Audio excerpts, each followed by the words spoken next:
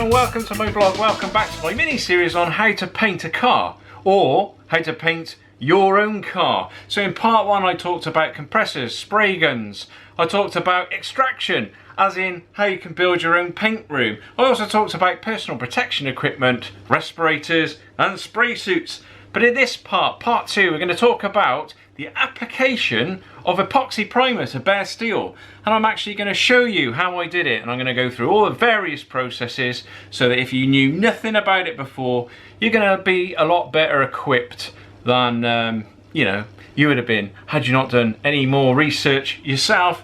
So let's get on with a practical video. I'd just like to say before I do that, this project has only been made possible with the help from Chris Cadle from Outline Displays, who helped me build this fantastic neon sign. Chris Cadle's contact details are in the video description if you'd like to have your own neon sign built. And this could equally has been a panel on a car that I made, because I've showed you all the metalwork processes up till now, and I'm now going to show you all the paintwork processes. So we're going to start with epoxy primer, and I'm going to show you a practical demonstration first of how I applied that primer. I'm going to go through all the different processes to get it right, and then I'm going to talk about the theory at the end of the video, okay? So I'll give you the bit you probably want to watch most first. So in the last practical video I showed you how I metal finished this sign to leave it silky smooth. Now the problem with this is it was probably too smooth to accept the primer on the top of it. It may well have stuck, but why risk it when it only takes a couple of minutes just to sand it down, just to ensure that we make a good mechanical bond between the epoxy primer and the surface of the steel. So I gave the sign a real good rub down with a 180 grit disc on my DA and gave it a good sanding down. Sign's all sanded down, hung up, ready for the primer process. Before I start primering it, it needs to be thoroughly clean. So the first thing I'll do is just give it a quick blast off with some compressed air. Now that's done, I'll thoroughly degrease it. I've already degreased the inside of the sign, and I've done that for a very good reason, because it's got these big holes, and the degreaser could possibly run through to the other side, you see, and then cause a contamination issue. So if I do the outside first, then do the inside, it'll run through from the inside and cause a contamination on the more important part, obviously the outside of the sign. So few real important points about degreasing.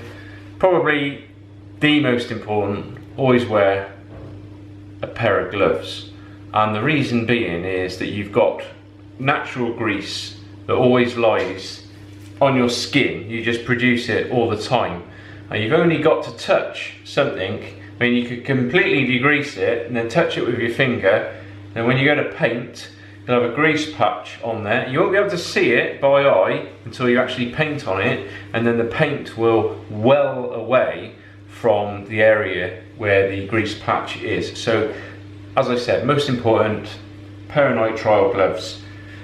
Something else that's fairly important is use lint-free degreasing cloth. This is probably one of the cheapest you can get. It's like a plastic-based cloth, real cheap and cheerful, this stuff, but it's not the best in the world, but it does the job. I mean, some of the really expensive 3M stuff's 50 quid a roll, so, you know, just for degreaser cloth. So this works well enough for me. So what I'm using on this is a slow degreaser. So this is quite a slow one. It's only a cheap and cheerful one again. I think this works out something like 12 pounds for a gallon or something like that, so it's not particularly expensive. Again, you can pay tons more for a degreaser, and it all depends, you know, like I was saying in my intro, it all depends what sort of level you're at, really. So degreasing it, I could either use this bottle and just spray it straight onto the surface of the panel, and then give it a good wipe, get it, you know, really wet, give it a really good wipe, and then use clean dry cloths afterwards. And that's probably another extremely important point to make, is more important than probably applying the degreaser is getting it off. If you just let it dry naturally, you will be in all sorts of trouble, because If I was just to wash it over with degreaser, wipe it with a wet cloth and leave it wet, when I come to put the paint on, there'll be all these streaks and funny swirls and marks all over the panel that you're trying to do. So, like I said, it's an easily overlooked part, but extremely important. So what I'll do is I just wet the cloth really well, and I'll just apply the degreaser with the cloth. I won't spray it on, because like I said, if I spray it on, there'll be an excess of degreaser which will wash through the holes and put residue on the inside that I won't see until I come to paint, and then it'll ruin the paint job. So I want to get it, you can see how dirty that is already, just from the dust that's coming off. So I get it really wet. You can see it's drying. I haven't even had a chance to get to it with a dry cloth yet, and it's already dried, and this is slow degreaser. So you can see what you're up against really. So you want to get it as wet as you can, and whilst it's still wet, like I said, this is extremely important. So whilst it's still wet, with a nice clean dry cloth, start wiping it, and wipe it as quick as you can whilst it's still wet. Can't stress this enough. This is one of the most important things. Okay, so that's and really dry off. So that little line there, you see, I could miss that easy with a cloth. Give that a good wipe. Make sure you wipe that in there, and then we wipe any contaminants that could be on the surface of the metal. It's all gone now. So that section now is ready to accept the primer. So I'll do the other half, and then we'll start the priming process. So this is the products I'm using: HP Body 989 epoxy primer. Loads of different primers on the market, but this one's good enough for my needs, and it's readily available. Just make sure that you always use the appropriate hardener and the appropriate epoxy thinners. Don't go putting cellulose thinners in epoxy primer, otherwise you'll ruin it. Always make sure you do an accurate mix, because if you put too much hardener in, the excess hardener acts as a plasticizer and you get a soft mix, and if you don't put enough in, you get a soft mix because you haven't got enough hardener in it. So it's a lose-lose situation. I did do a video not that long ago showing you how you can mix up paint by weight and not by volume, because I mix this up by volume on a mixing cup for this particular project. But I did in another video show you how you can mix it up by weight, and you can mix up tiny quantities, because there's nothing more frustrating, is there? You're in the middle of doing something, you just want to primer or paint something very small, you mix it up by weight, you end up tipping 3/4 of the paint away. I'll stick a link in the video description to that video to show you how to use a cheap set of kitchen scales to mix up your paint accurately, quickly, mess free, and only the quantity you actually want. So I put the primer through a paint strainer, strain any lumps out that could be in the primer. Most important, these only cost pence. Why would you not bother doing that? So we've got the paint in the gun, let's go and primer this project. I'm just using a tack rag here to remove any loose dust that may have settled on the sign since degreasing it.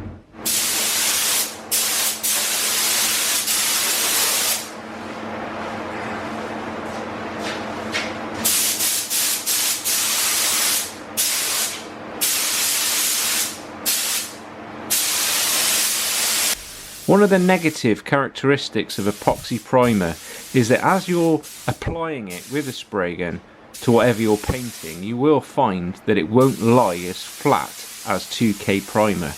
It will actually stand up and be quite ripply, and it won't flow out. If it's going to flow out, it will have a tendency of running rather than flowing, and the best way of applying it is to build it up in very light coats.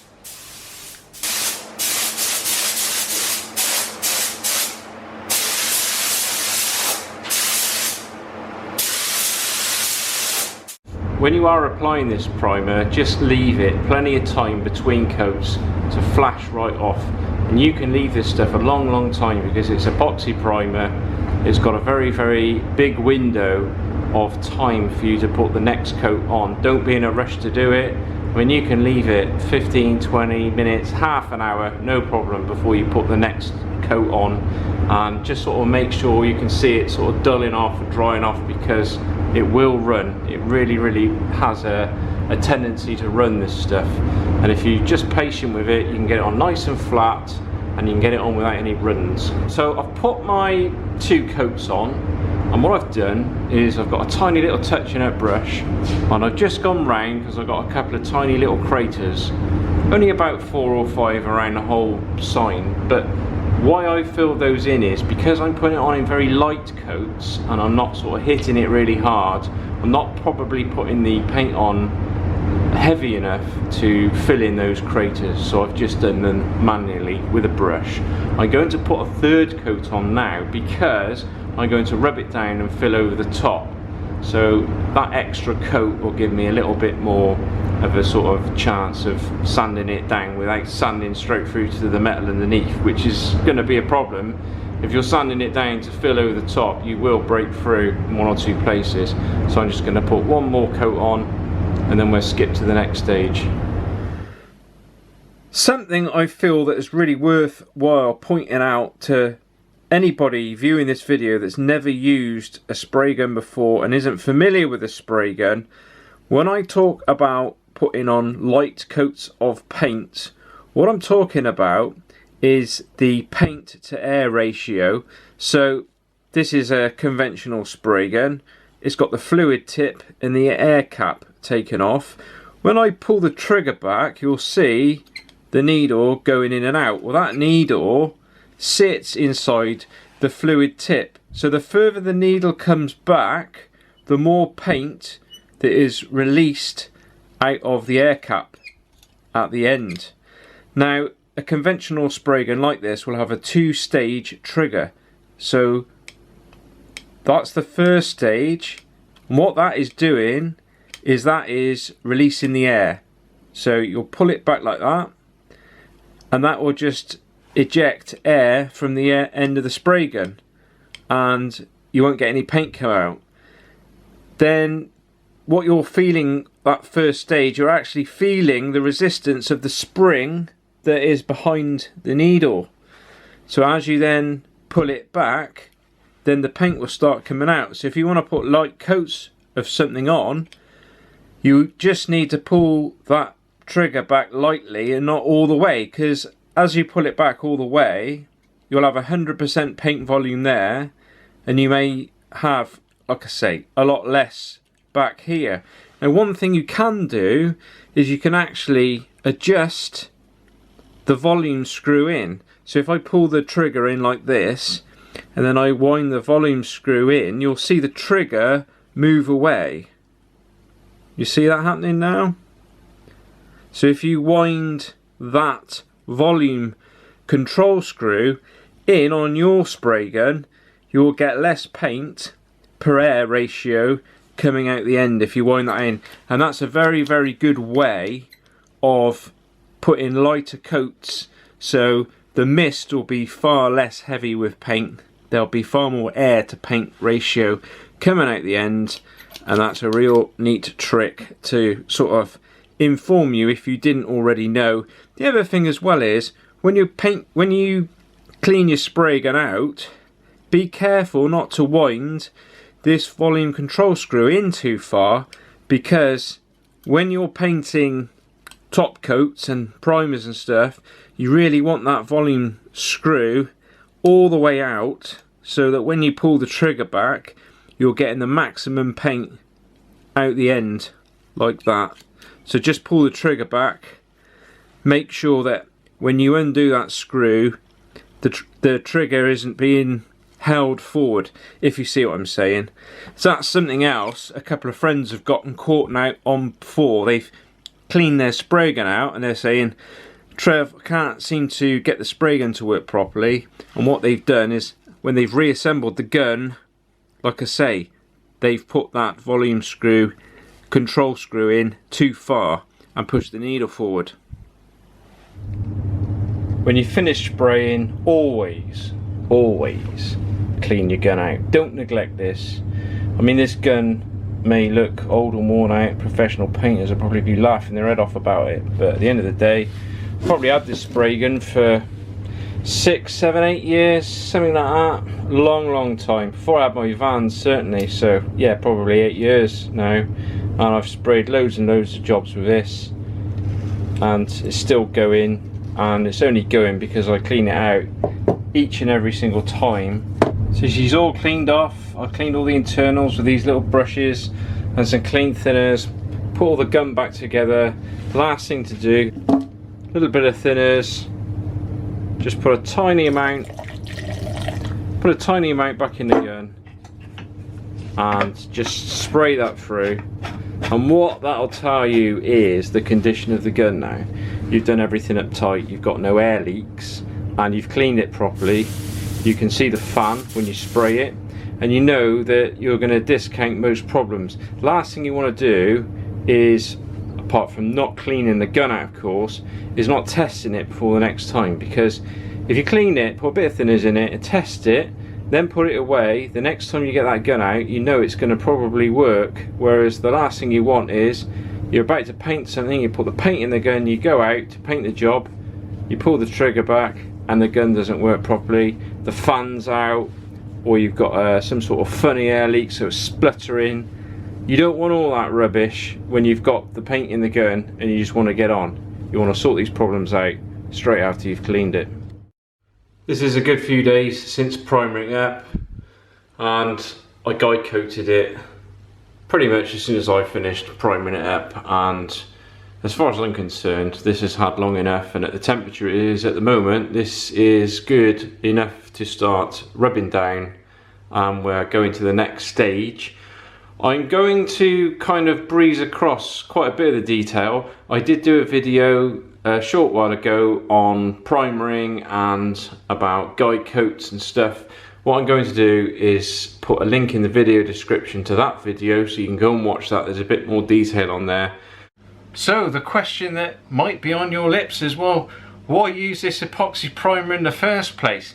And I must confess, every single body shop that I've ever worked in, accident repair shop, they would get the car in, they would repair it, they put some filler in there, rub the filler out to the right shape, then they would get some etch primer and just put a little bit of etch primer on the bare bits of steel that are showing to ensure that the 2K primer that would go over the top sticks well, and then they would paint it, and there's absolutely nothing wrong in any of that. So why have I bothered using this epoxy primer stuff? Well, I think the best way of explaining it to you, if you've never ever painted before, and let's face it, that's why I'm making these videos. I'm not making these videos to argue with professionals, even though they think that's what it's all about for some reason. It's got nothing to do with that.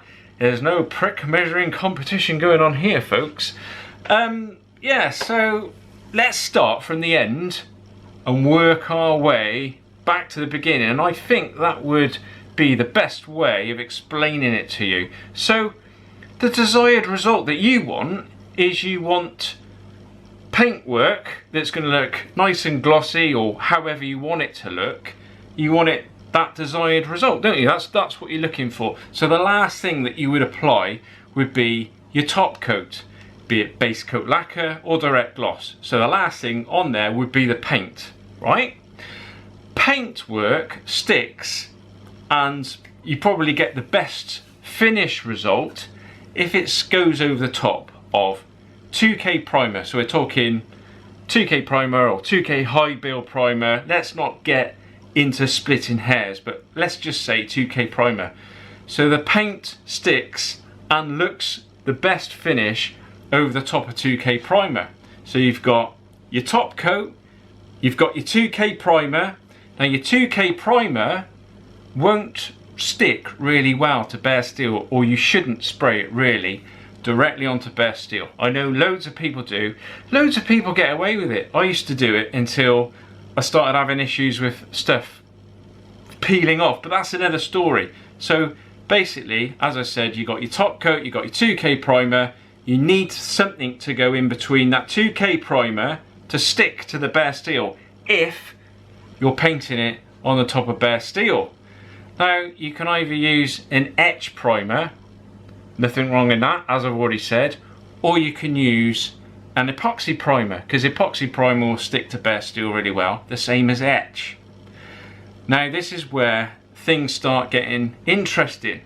So let's just say you live in old Blighty, you know, where I come from, the UK. We're not talking about the desert states of the USA. We're talking about damp, cold, rains more days than it's dry here in the UK. So there's a lot of moisture and a lot of wet around. Now if we're talking about restoring a car, it may well be that, I mean, I've seen so many projects, you know, you look at projects, people have half sanded down, then they've given up and they sold the car, and the car's just covered in a coat of rust all over because they've given up on the restoration. So if you're restoring a car and you want to, or you're going to take months, maybe years, I don't know, you're going to probably have a lot of bare steel about.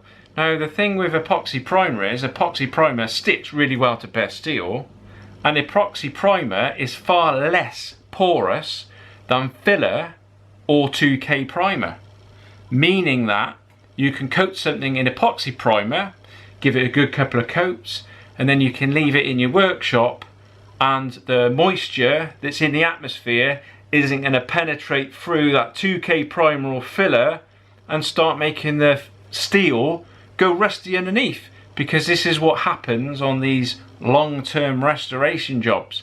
I mean, if you've ever sanded something down and you've sanded through back to the bare steel and there's all evidence that things are starting to go rusty, either under the filler work or under the primer, then this is because it's probably been left in a damp atmosphere for a long time to absorb all that moisture, and that moisture will eventually mind, it takes a little while for it to happen, but it will eventually penetrate all the way through and get back to the steel. Now if you put the epoxy primer on, you create a barrier between the moisture and the steel, because it can't penetrate that epoxy primer. I say it can't, nothing's infallible, but it gives you a much better chance. The other really interesting thing about epoxy primer is you can actually key it and fill over the top. So it's a win-win situation if you're repairing a car, because if you put filler over the top of etch primer, I did a video on this, you may well be in for some pretty sort of big shocks if you do that kind of thing.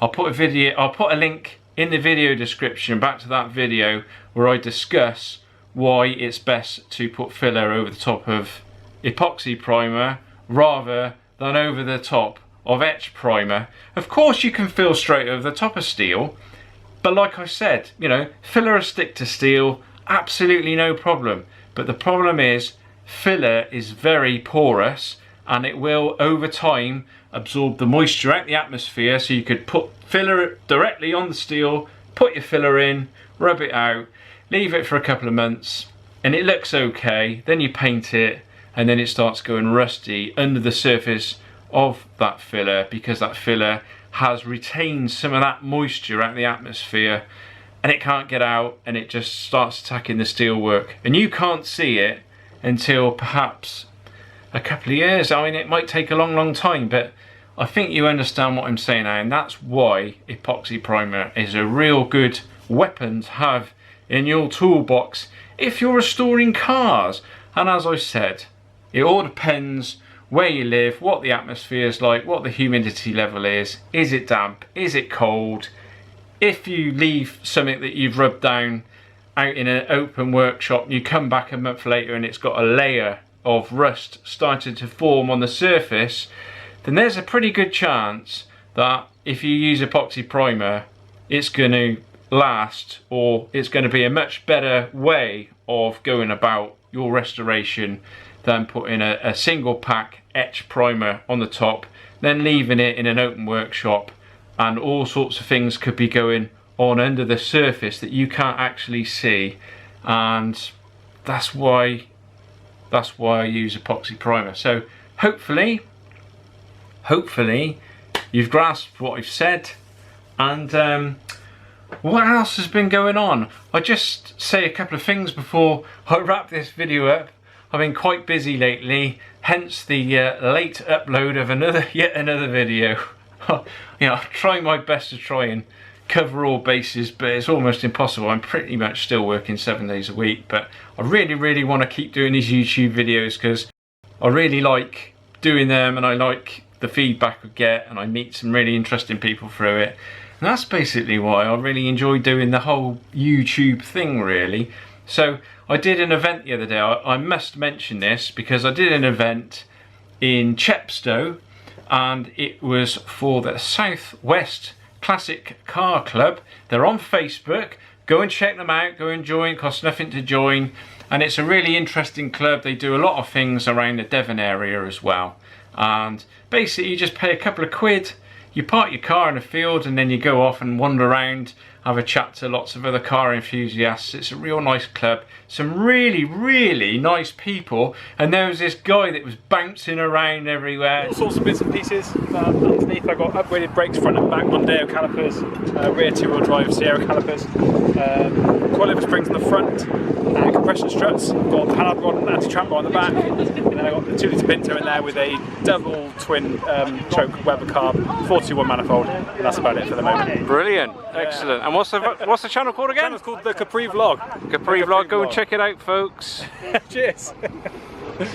So if you'd like to follow the Capri Vlog, I'll put a link in the video description. You can simply click on that link and go and subscribe to him. Coming up next on Trev's blog is going to be more videos on filling over the top of epoxy primer.